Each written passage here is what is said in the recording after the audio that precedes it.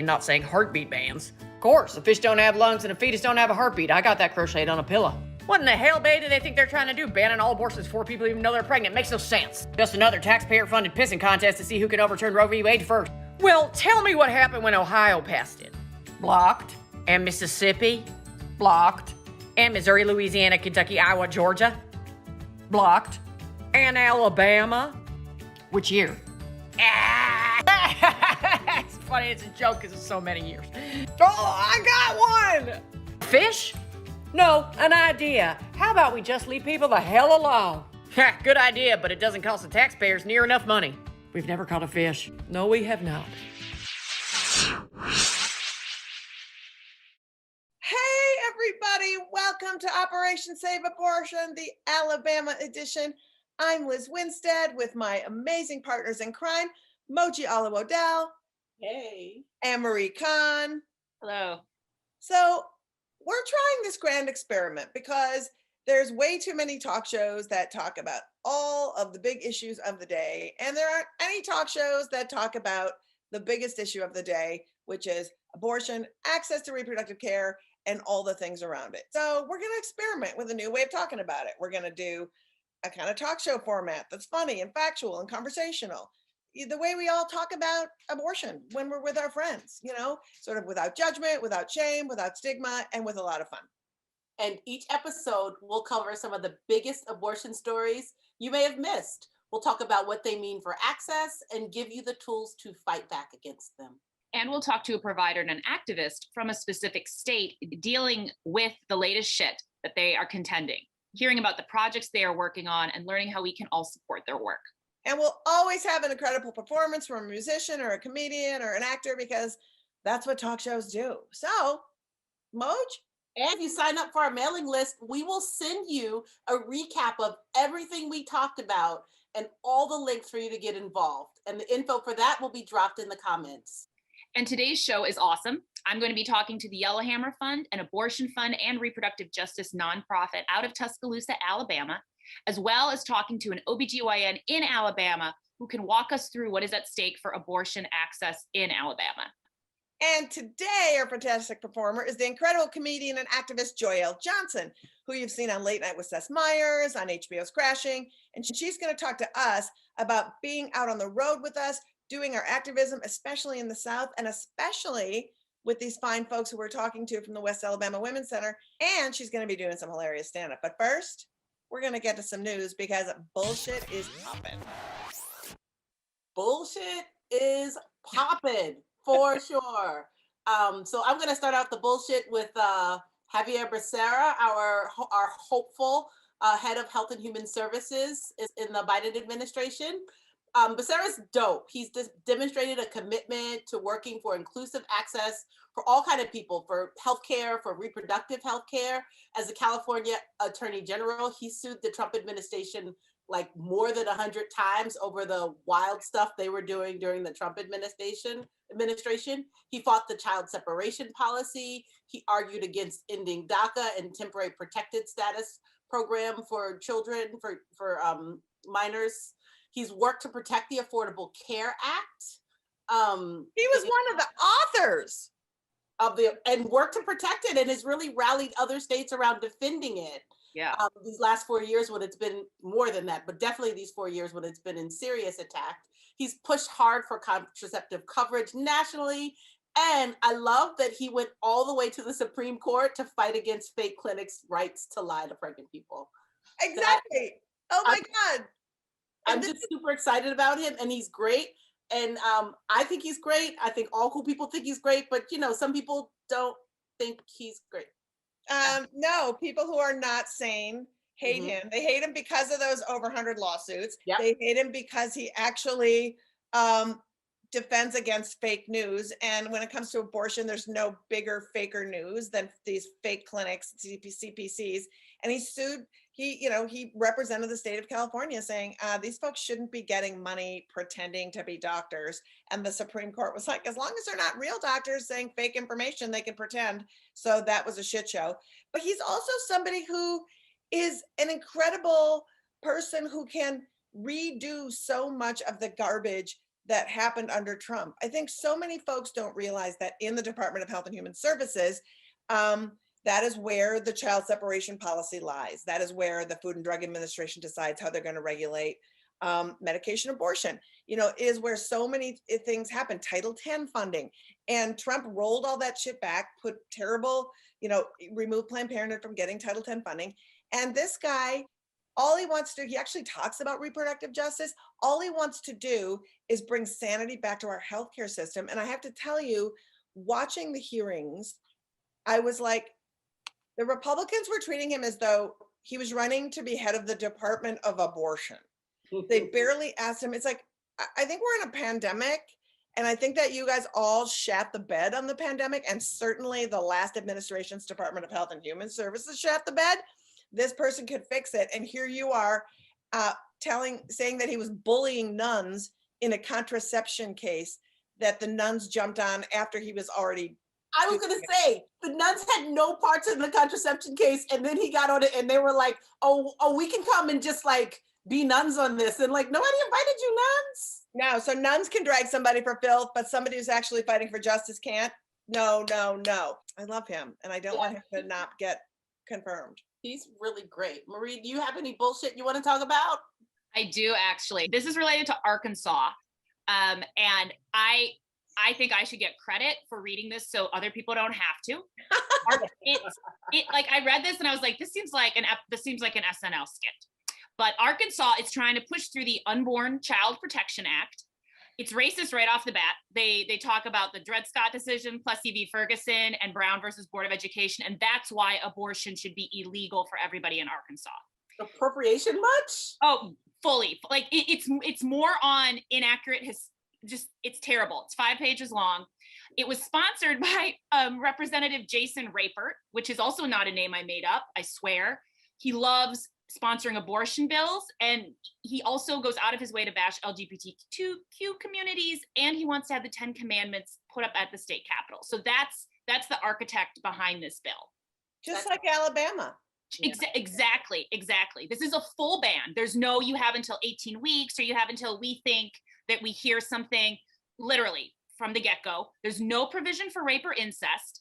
According to the bill, anyone who performs or attempts to perform an abortion could be fined up to $100,000 and face up to 10 years in prison, or both. And the one situation in which an abortion would be allowed is if it's a medical emergency, and that is only to preserve the physical life of the pregnant person, tied to physical disorders, a physical illness, injury. So nothing about mental health, nothing. You know, Marie, the thing about this bill was so wild to me is that we're March, 2 months into 2021? Yep. 10 states have introduced total bans on abortion just since 2021. And that just astounded me that this was in there. And the thing about this bill, this one piece in it that I was like really freaked out by, was the fact that I get really upset having somebody who's had several abortions, one of them is a minor. A part of this bill is if a patient is under 14, physicians have to take certain steps to notify police as to where the minor lives, taking away their autonomy and preserving their fetal tissue, not for research, but for destroying the autonomy of the. I feel like there was HIPAA laws about this. I think that's just, there's everything about this bill sounds illegal. Right? Like, I don't know, maybe they never heard of Roe v. Wade, or maybe they've not paid attention to the dozens plus bills that have been put forth, and then the state or the taxpayers have to pay $500,000 to defend an unconstitutional ban. Yeah, that makes no sense.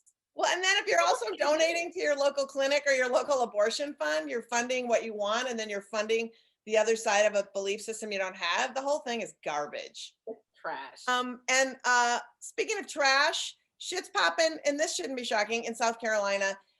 You know, when Lindsey Graham is running your state, of course shit's gonna pop. But they have passed one of these 6-week bans, heartbeat bills, and this is a bill that's been languishing around since 2019. I mean, just endless bills. So it came out of the Senate committee by the state senator named Tom Corbin, who's important because a couple years back, maybe you remember the story, he was a state senator that said that women were a lesser cut of meat because Adam yanked Eve from the rib, not from the, I don't know, where's the good meat? Your butt, the butt meat? I think belly, because that's where bacon comes from. Okay, so women are bacon, women are trashy meat, utility meat. So this is his bill. So it came out loaded with some really crazy bullshit. And these 6-week bans, we really have to remember that there's only one way that you can detect the I don't even know, it's not a heartbeat, but the heart tissue that makes the motion. The only way to detect it is with a transvaginal ultrasound. So it's a way to introduce and force a transvaginal ultrasound on someone without having to put it in the law. And one of the Democratic lawmakers was on the floor of the South Carolina House with the transvaginal ultrasound going, I want everyone to know that there's a picture of her. This is what you're doing. And it was pretty dope. But, you know, it didn't stop them. It didn't stop them. No, nothing stops them because it's what they want. You know, the cruelty is the point. The, misogyny is the point. And the sponsor of this bill, and the interesting thing, the sponsors of all the 10 other bills, as I was reading, all cited the fact that they were pushing hard on these because of how Trump stacked the courts. And the Democrats did try hard to put amendments in this bill if they were going to have it. The first amendment was that the state would assume full financial responsibility for any child if the mother was denied an abortion. Yeah. Which I was like, that's RJ. Okay, if somebody, then everybody should just say, I'm going to have an abortion. Give me all the money and have kids. No. Then they had another amendment that said that they could only enforce it if the Supreme Court ruled that it held to the test of Roe in another state. And they were like, nah. And then there was a third amendment that I'm super unclear who proposed this amendment, but because it sounds terrible. It would have allowed pregnant women and the fathers of their babies to carry guns openly to protect the fetus. Why? That doesn't sound safe for anyone. I feel like what? I don't know. No. It feels super crazy. Now, the good news about this bill is that it got passed, it went through, and it was blocked instantly by the court system. So yet again, and just a reminder. The ink was drying and then it was blocked. Yes.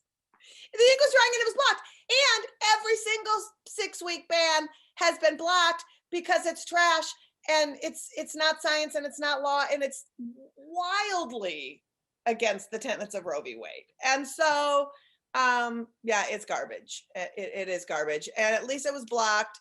But again, goes back to your point, Moji. It is taxpayers spending all of this money, and it just feels like it's just really terrible. It's like we're not in a pandemic, or it's like South Carolina has like a lot of money. You know what I mean? Like, yeah, sure. I'm sure South Carolina's doing great on the pandemic, and everything's fine, and all their stores are open, and everyone's thriving. So all they're doing is focusing on abortion. Yes. I'm sure of it.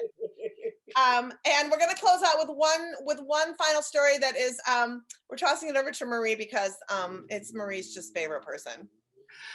Oh, it's ridiculous. So Lauren Beaubert, recent upstart from Rifle, Colorado, that got elected.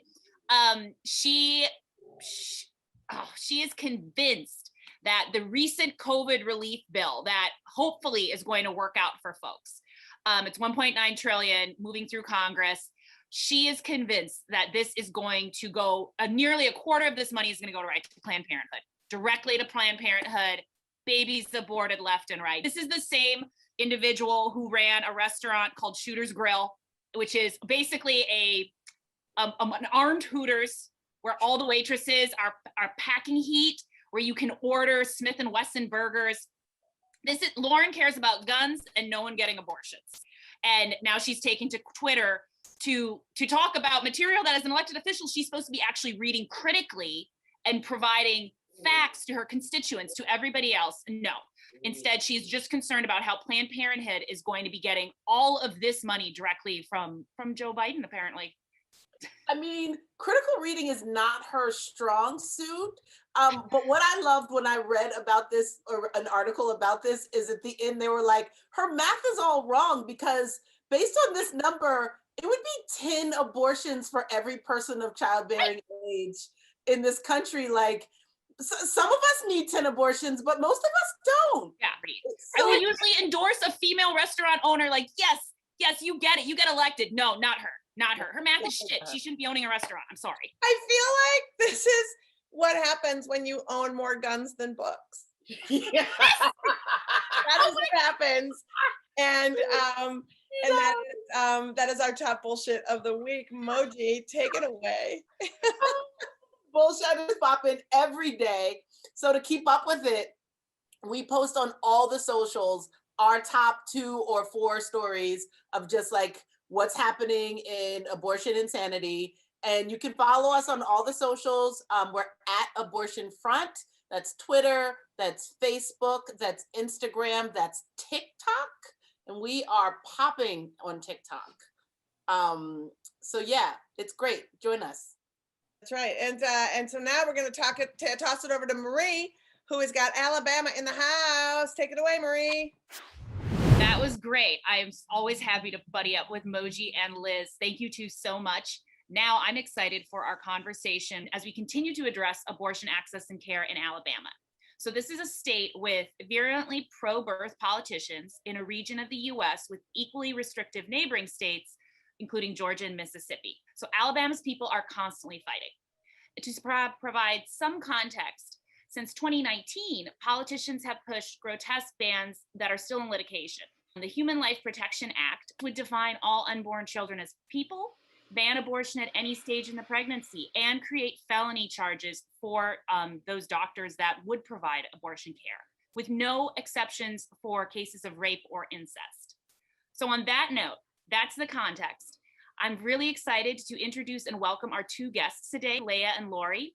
Lori is the ED of the Yellowhammer Fund, an abortion fund, and so much more that was able to purchase the West Alabama Women's Center, after which Leah was hired to be the medical director. And the 2 entities operate independently from one another. We are so excited to have you here.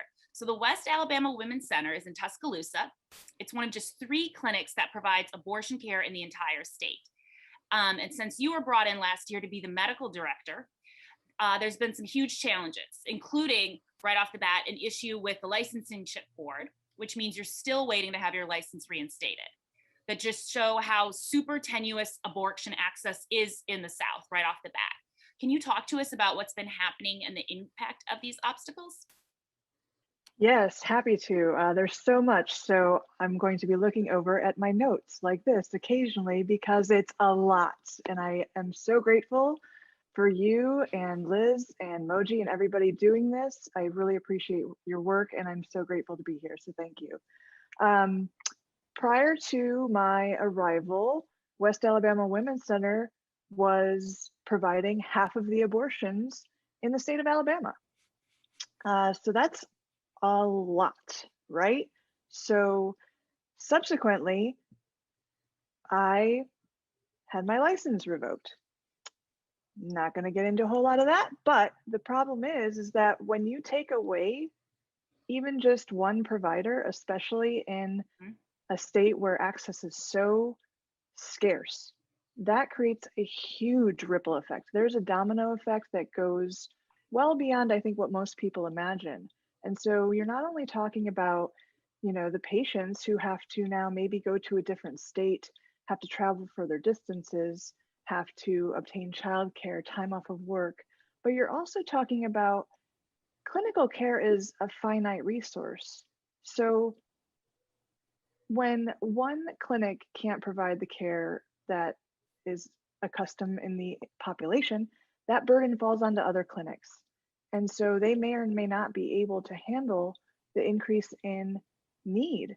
So it really spreads farther beyond than what I think people mostly think about, not to mention the fact that if people have to travel further distances, their financial burdens are increased. Abortion funds want to meet those increased needs. And so there's an extra stress and burden on abortion funds. So And I also especially appreciate that you brought up the abortion fund piece. I'm also the director of operations with Midwest Access Coalition, which is a practical support fund. And in region of the country where y'all are in, especially, you have funds set up that are both supporting the cost of the abortion procedure itself. And a lot of people sometimes don't think about, for a minor, that might be judicial bypass, that may be court costs. That's all these other things that accrue on that. So the cost of the abortion can differ so much. And by the same token, if as you outlined, Leah, is that people have to travel to get care. So then you have practical support funds that do transportation coordination and lodging. So I'm curious for you, Lori. So Yellowhammer Fund, it's really significantly expanding the scope of what a traditional quote unquote abortion fund looks like, which is wonderful. And I'm hoping you can lay out the breadth of your fund's work for us and talk about, where the forward movement and how you're taking not just reproductive care, but reproductive justice and what you all have done with that. Yeah, we're not just an abortion fund. We're, I think of us more of a direct service, broad-based reproductive justice organization. It's not about just reproductive rights or abortion access. It's about all these things that impact reproductive justice, like having clean water and food and hand sanitizer and voting rights and access. And so much of our work is beyond abortion funding and practical support. Yes, we do all of that, but we also provide EC to Mississippi, Alabama, and the Florida Panhandle. So anyone in those zip codes can get EC delivered to them for free. We do mutual aid. We support the Birmingham Free Store with menstrual products and diapers. And we're doing a new initiative with our family justice program called March Mamas that supports low-income and working class Black moms in Birmingham. We support families of people who do want to have their children and raise them and aren't getting government support. We gather, financial materials for them and material resources for 35 moms for the month of March, and with our local partner, Women Helping Black Women, also called Margins. We partner with a local trans organization out of Selma and Huntsville called the TKO Society.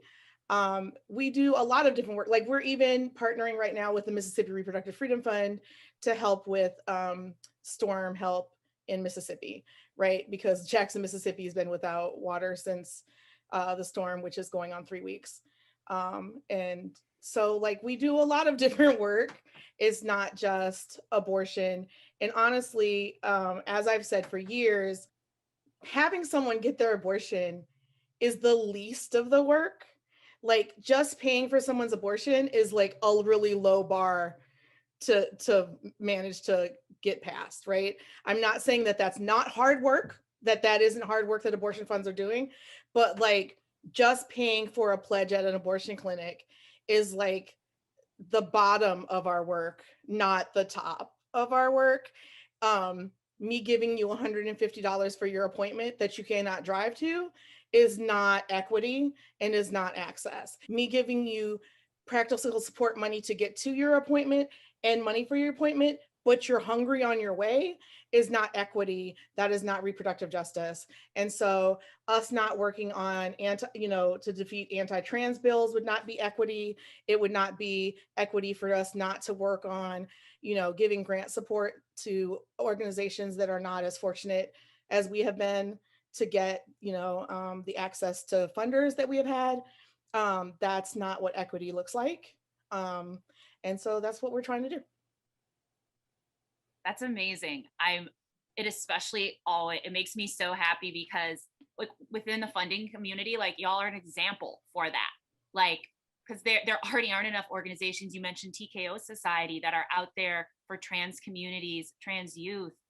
And then if you're a person of color, where are you going for trusted assistance? And the fact that you're taking reproductive care and wrapping it up in actual justice and saying, no, this should be the norm for you, not a Band-Aid to get you from point A to point B, but actually get to authentically be yourself. And you're doing that all within this backdrop that you got with the Human Survivors Protection Act that's coming through in Alabama, that's been signed into law and is still now tied up in litigation. Leah, I wondered if you could talk about how the conservative makeup of the courts, Supreme Court level and on lower levels, that would impact this outcome. Do you think that what do you think is going to be the impact for folks seeking abortion care in Alabama? Well, having been here just a few months, I can tell you that the starting point isn't awesome. So I don't think things are going to necessarily get better, but it can. And that's the whole idea, is that it can get better, and it should, if we continue to use our voices, put out there the factual information about what goes on, if we actually dare to listen to experts in the fields that they work in. I think that there's definitely hope, and I want Alabama to see what amazing people are here and value them. I don't think that's a lot to ask, really. I think that we can do it. It's going to be work, but good work, good feeling work. Well, now I think it's maybe time that we should talk about what needs to be done. You've laid out so many things, what the temperature is in the room right now, don't know what's going to happen next, and what your clinic, what Yellowhammer is doing. So Lori, how is Yellowhammer confronting all these immense challenges? Unlike a lot of other states, even in the South, we're not a state where we get a lot of investment of any kind in progressive infrastructure. People are going to invest in Georgia, they're going to invest in Texas, maybe Virginia, North Carolina, but not us. There's a feeling that they shouldn't invest in electoral strategies, or even just mobility strategies, or even just movement building in Alabama, because it's just not for what. So we're building that infrastructure for ourselves. Yellowhammer is trying to invest in building a sustainable progressive network of folks who have been marginalized and harmed by this white supremacist, Christian, privileged as hell white legislature. And over the last year, we've developed an online organizing apparatus. And when our doctor got COVID that we had been using from another location, or had COVID exposure, they did not have COVID, my bad. We sent out an email, and within 2 days, we raised $100K. And that's the power of our network, right? Is that we can mobilize those resources, even if they are small dollar donors. I'm sorry, it's been a really long day for me. This is my third interview of the day. And so it's being able to just mobilize your own people, whether it's so that we can do a rally, or whether it's so that we can mobilize those resources so that we can get things done that we need to get done. That's the power of having your own network. Amazing. For both of you, how can folks in our audience directly support your work at Yellowhammer and at West Alabama Women's Center? Well, I would say definitely at Yellowhammer Fund. We also, our clinic actually separate from that, we're needing a new roof. So if people want to help us out with that directly, that would be amazing. You can go to tiny.url/donate WAWC for that. And then I'll pass on the other plugs to Lori. Yeah, creating our own network is expensive, and it's hard, and it has to be done. And that takes sustainable change and sustainable donations, even $5 and $10, that lets us know what we have every month to use. And that helps us change the entire landscape of Alabama. And so those are the kinds of things we need, is sustainable donations. Even if it's every 3 months you make that sustainable donation, or once a year, we count on those sustainable donors to be able to push us forward and let us have a sustainable budget, so that we can run our organization month to month and year to year. Thank you so much. It was wonderful talking with you both. Thank you. As a reminder, get online, donate to Yellowhammer's fund, get set up there, support the roof at West Alabama Women's Center. That sustaining membership is critical. We'll return to Liz and Moji. This woman is my heart.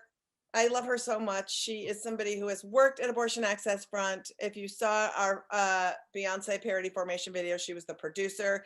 She has traveled with us on the road all over in the Deep South, all the places. She is a tireless warrior for abortion access. You've seen her on Seth Meyers, you've seen her on Crashing. And we're going to have a little conversation just to talk about what it means to go to some of these places and really advocate, perform, get attacked for it, and it's nuts. So please welcome the one and only Joelle Johnson. Hello. Oh my gosh. So I'm so thrilled you're here. Like I said, you've traveled with us to the West Alabama Women's Center. You've traveled with us, Yes. to Mississippi, Arkansas, all the places that we've talked about today. We have Mhm. been together fighting for access in those states. But when we were in Alabama, it was really touring the clinic, the West Alabama Women's Center was so beautiful. And I just wanted to get some of your takeaway about being there and having Chad give us the tour, and like something that was like jaw dropping for you that you really started learning about, like what it meant in the South versus everywhere else. I think my biggest takeaway, just in general, of all the traveling we have done together is how privileged I am in my abortion story. Like I always say, I had a privileged white lady abortion, like a very rich white woman abortion. I was put to sleep. I didn't have to walk through protesters. I had a private doctor. I didn't see a bill. Are you in Sweden? I was exactly. Or Oregon? What the hell? Like I flew out to Amsterdam or something. I was in New Jersey. I just had to hook up because my mama and my daddy was the abortion people, so I had to hook up. That's weird because black people are hustlers. I had the abortion hookup. Don't don't sleep on the abortion hookup. But yeah, so every clinic we've gone to, like my takeaways specifically are the stories. The stories of the young girls. Hearing about an 11-year-old. I'm not sure which clinic it was, but it was like an 11-year-old who they found out that it was her foster father that impregnated her because she told the girls in the waiting room. And she said that he promised her ice cream if she didn't tell anybody, and things like that. So just hearing those personal stories are my biggest takeaway and just make me want to fight harder and also check my privilege. Yeah. The one thing I remember about West Alabama Women's Center was, we talk so much about all of the shitty ways that they try to deplete clinics out of money by making them build, ambulatory surgical center type hallways and having Right. medicine they don't need and having all these like extra bullshit things. And at the West Alabama Women's Center, they forced them to build this really expensive walkway to Yes, nowhere. I remember that walkway. Remember? And They I showed remember it to us. they showed it to us, and we were like, well, what was their excuse for forcing you to make this walkway? And they said, well, eventually, what if somebody could go someplace down that walkway? We want to make sure that it exists. And it was like, oh my God, that's how much they can manipulate the laws around abortion. And after hearing Leah's story and talking about all of the things that happen in Alabama, with the laws, Marie, that you guys talked about, just hearing how they can manipulate regulations to that kind of shit is so maddening. Yeah, and learning about trap laws. That's just been my biggest thing that I've absorbed from working with the abortion access front is I'll tell anyone who will listen about a trap law. Because you can't tell me, I'm like, what? Targeted regulations against providers. Like, I think, I'm so happy to let everyone know about trap laws and CPCs. Trap laws and CPCs. That's all I talk about all the time, anytime anyone interviews me about abortion. So you are an abortion stan for sure. When I think of my favorite part about Joelle and abortion, I always love counter protesting with you. Yay. And we were talking about I think a video I saw when you were in Birmingham and there were antis protesting outside of the show, the AAF show. And I saw footage where this guy got a little too excited when he was trying to shame you. Yes. And so can you tell us a little bit about that situation and also just how you keep it funny when dealing with humorless protesters? Sure, yeah, I'll relive my trauma of that day for you, Moji. Trigger warning. Yeah, the dude got an erection. He got an erection while he was yelling at me. I luckily didn't see the erection because I'm not staring at a dude's I crotch. did because I was sitting on the curb and that's how I saw it. He's shaming Joelle. I'm sitting on the curb at dick level. And I was like, Yes, dick level for sure. I was not at dick level because I'm tall. And yeah, he was yelling at me about women. And it was funny because like the veins in his throat, he was so just like, and I was just like, you need a hug, boo boo. Clearly, you're not having any orgasms. I need you to jerk off. I need you to have sex with whomever you want to have sex with, whether that be a man or a woman, just as long as they are of age, because you can tell somebody that is so frustrated in their own being that they just want to shame other people, and especially a woman, on a woman's rights issue. So I try to keep it as humorful as possible. It's not always going to be a humorful situation, but I'll bust a tutu out. I'll sing a song. I like roasting the people. Remember Peter in the pink shirt? Peter in the pink shirt. Yes. Out.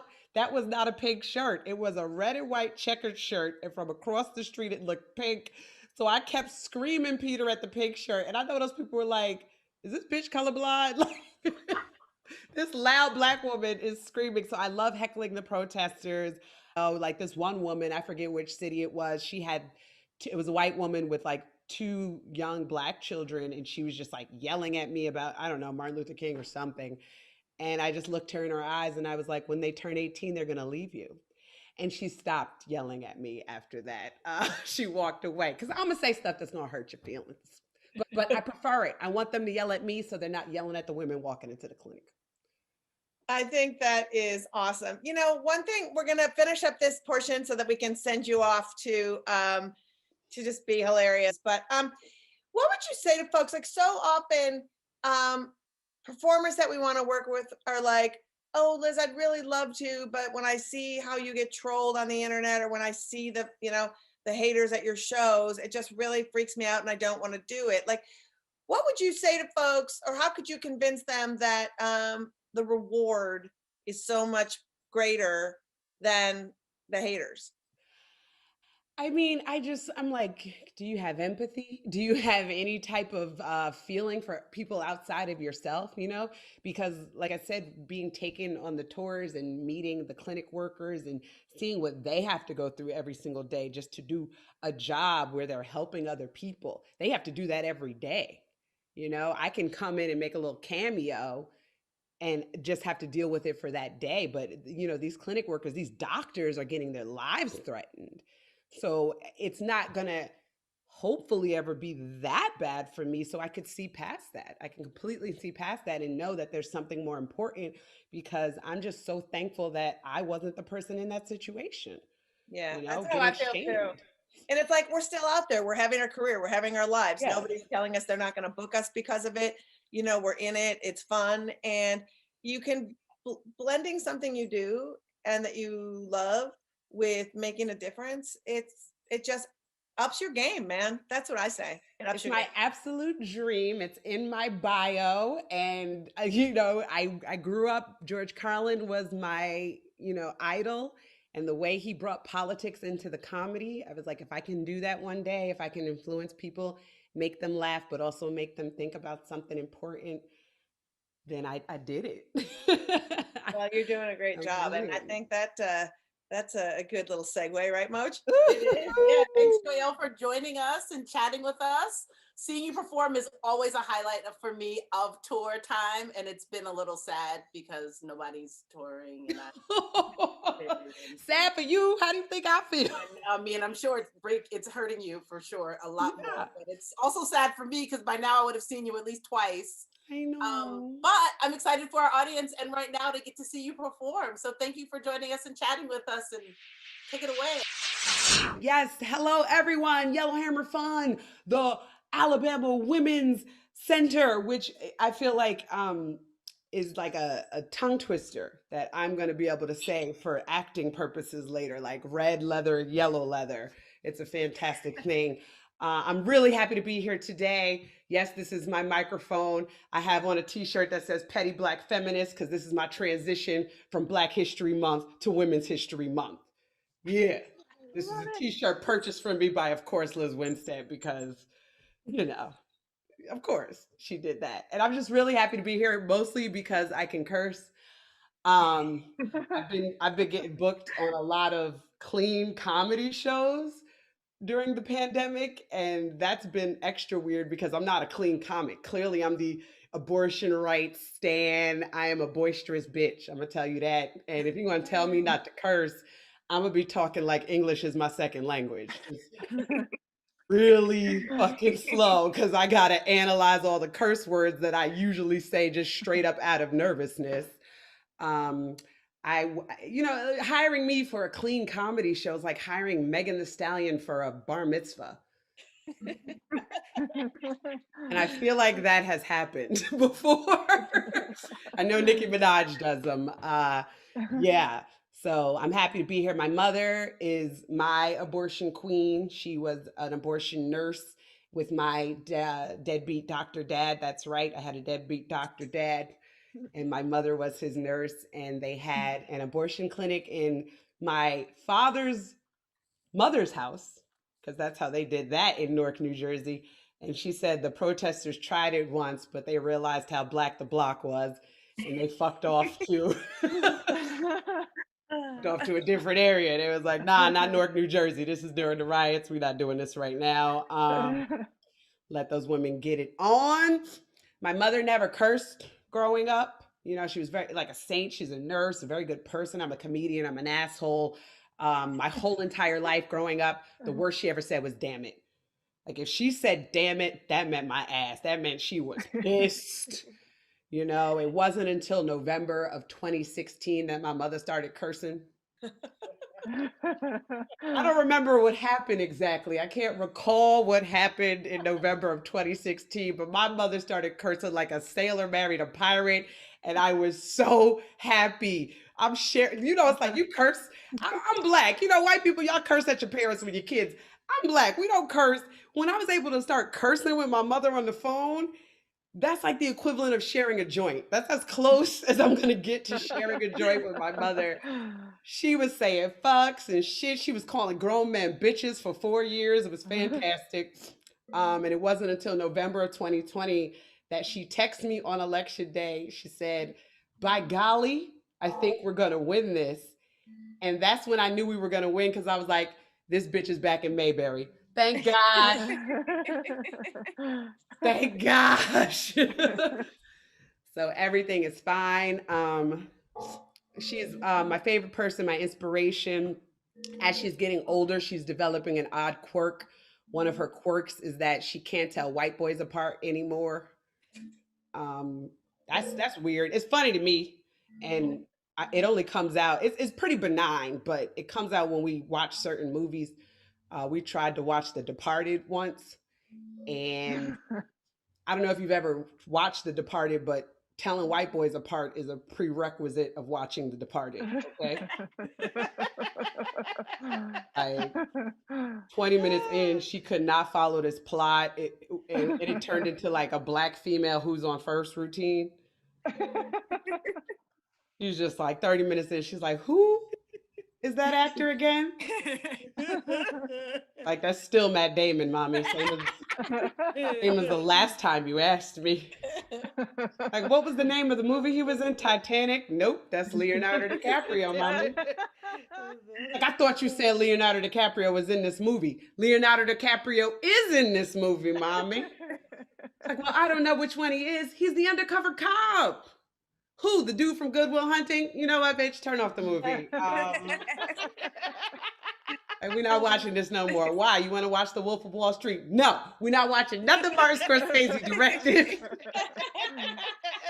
No Wes Anderson. We're watching Roots or a Tyler Perry film. That's it. Something with a plot you can follow. I am down in Georgia. I moved to Georgia. I moved to Atlanta, Georgia in August of 2020 to, of course, save democracy. You're welcome, bitches. I did it. It's me and Stacey Abrams on a black female Mount Rushmore down here. I, of course, moved down here to vote and get a gun. Lord Beaubert, I feel you. I care about guns and everyone having an abortion. So we're like the opposite of that, you know, because when in Rome, and by Rome, I mean Rome, Georgia. If you register, Been there. yeah, you register to vote in Rome, it comes with a Smith & Wesson M&P shield with a laser sight. Fantastic. I moved down here in a new relationship. I got with my boyfriend on March 1st, 2020. So do that timeline. Oh yeah. Just celebrated our anniversary from going from single to married. That's what happened. There was no in between there. That's terrible. So I immediately got a couples therapist for us. Like a couple of months in, I got a couples therapist, and a lot of people were judging me. They were like, "Why'd you get a couples therapist? You guys are brand new." And I was like, "Oh, just one reason. I'm in an interracial relationship during a pandemic race war. That's why. We just got to handle the light issues." Why did I get a therapist? My boyfriend is half white, half Chinese. Those are two groups who love Black people. Like, guess who's coming to dinner on both sides? True story. Chinese New Year just happened, and we called his grandparents in Taiwan, and they are like almost 100 years old. And he was like, "You want to come meet him?" But he ain't tell them I was Black. So I come sit down in the Zoom in the FaceTime, and his grandmother was like, I was like, "Are you trying to give Gong Gong and Paw Paw a fucking heart attack, bitch? You better send a picture first." Damn. Hiring a couples therapist is like hiring a parent for your relationship. I think everyone should do it. When we get into arguments, I just be like, "You know what? We don't even got to talk about this right now because I'm telling Dad on Friday at 6 p.m." So I hired a dad, and I wanted somebody that could relate to both of us. So I found a mixed race guy who is half white, half Black, so he could relate to him being mixed race and me being Black. I have ADD sometimes though, so I get distracted in therapy trying to figure out which one of his parents is the Black one. And I think I figured it out. I figured it out because whenever one of us says something sad or poignant, his reaction is just, mm, mm, mm, mm. Mm, mm, mm. Black ass mama. That's what it is. Black. Yeah, the super Black mama. He's fantastic. Both of us have OCD.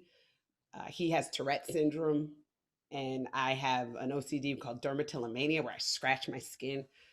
And he also focuses. So if I scratch a scab and it doesn't, like, I don't get it well enough, he'll focus on it. And it gets really annoying. And I was like, "Yo, I'm telling Dad, like, get the fuck away from me right now."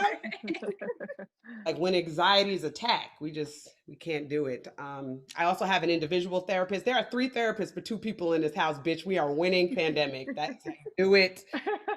I have an older Black female therapist, which is great. But the only problem is, I don't know if you've ever had to teach an old Black woman how to use Zoom. She's she's getting better, but it's been a struggle because in the beginning she was hitting me with these angles. I'm like, you kidding me right now? I'm talking about my daddy issues. I need to see both your eyeballs. So yeah, it's just great. I'm so thankful for doing this show. And, you know, my memorable things about being on the front lines with the abortion access front is walking into the clinics, escorting the woman's my favorite thing, especially because the antis would yell what I call Black sentences at me. 2 of my favorites. One of them, they would say, "Margaret Sanger," Planned Parenthood. They said, "Margaret Sanger was a racist. Margaret Sanger was a racist. She believed in eugenics and she hated Black people. So you shouldn't have an abortion because Margaret Sanger was a racist." Sound logic, of course. And my response is Margaret Sanger was a white woman born in 1879. She was on brand. I'm just gonna say that. What? Surprise! A white woman born in 1879 hated black people. I know white women born in 1979 that hate black people.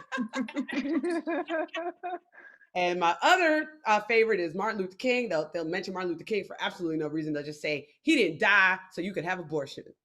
And I would just say this: Martin Luther King, he cheated on Coretta, and we know that because J. Edgar Hoover would record him at hotels with his mistresses and play the tapes at parties because he was a straight upstanding citizen. And I'm just gonna say, if you cheated on your wife, I'm gonna pretty much gather you're pro-choice. Nobody says my mistress is pregnant, let's keep the baby. Who are you, Donald Trump? So in closing, I would just like to say thank you so much to everyone and all the people fighting for abortion rights, and for anyone, especially white people who are struggling, thinking about how you can contribute to reparations. I'm just going to say Venmo. Venmo a black person in your life. That is the best way to do this. Reparations can start with you, and then you can also Venmo this black person at Joelle Johnson, because we all love to hear that Venmo bell ring, because teacher says whenever a bell rings, a black person can get some wings. Love you guys. Thank you. Joelle Johnson, you were incredible. Thank you so much. We love you. We love your work. Follow her on all the socials. We will throw her social media stuff right there in the chat. You can follow her right now, and her Venmo will be in the chat. Venmo Joelle. All right. That is our show. Thank you so much. You guys are great. We're going to go out with reminding you of all the cool things that's coming up and all the good ways that you can help us protect abortion access. Marie, take it away. Thank you so much to Lori and Leah who joined us, talked about Alabama, talked about the state of abortion. As they said, make a sustaining monthly gift to Yellowhammer Fund. Even $5 a month can have a huge impact. Go to yellowhammerfund.org and donate. Also, Abortion Provider Appreciation Day is March 10th, which is just around the corner. We have a program called Thank Bank, where we send postcards of appreciation to abortion providers. So you should check out our new design. And if you want some of these postcards to send out to clinics yourself, email eunice@aafront.org, and we will send you cards and instructions and addresses and postcards and everything you need to be great. Also, OSA has shirts available and lots of other AA Front merch, and you can just reach it at aafront.org/merch. The OSA Operation Save Abortion shirts are new and I'm going to say pretty fresh. They are basically their backdrop that you see here on a cool gray shirt. So if you want to be part of Operation Save Abortion, you can get that. Also, we have a really, really fun event coming up that's a fundraiser for us that doesn't feel like a fundraiser. It just feels like a fun thing. We're going to be screening the movie Dirty Dancing, which everybody knows is the greatest movie about dancing starring Patrick Swayze about abortion ever made. We have Guy Branum, Helen Hong, Morgan Murphy, and myself who are going to be riffing along a la Mystery Science Theater. It's going to be a gas. It's going to be on March 25th, but we have incredible party kits that you can order, so you can like have little party kits to like as you watch go along with a Rocky horror-ish kind of way. And so get your tickets now, because if you want a party kit, you got to get it by the 18th so we can send it out to you in time for the show. So that is happening, which we're super psyched about. Come volunteer with AAF. Taking advantage of some of the mutual aid opportunities we can connect you to. Go to aafront.org/resources to sign up. You can also go to aafront.org/donate to support critical information efforts put out, just like this very program you're watching. Sign up for our email list. We can find out where our next show is, online and in person, hopefully, fingers crossed. And on behalf of Marie and Liz and myself and AAF, thank you for watching. We like to close out each show with a reminder that these laws happen because people elected these assholes. So vote like your life depends on it, because, well, this guy does. Don't ever send me any more nonsense from Planned Parenthood. There has never been an organization in the world that has killed more innocent people other than radical Islam than that of Planned Parenthood. Operation Save Abortion is produced by Abortion Access Front. Exposing sexist shitheads has never been more rewarding.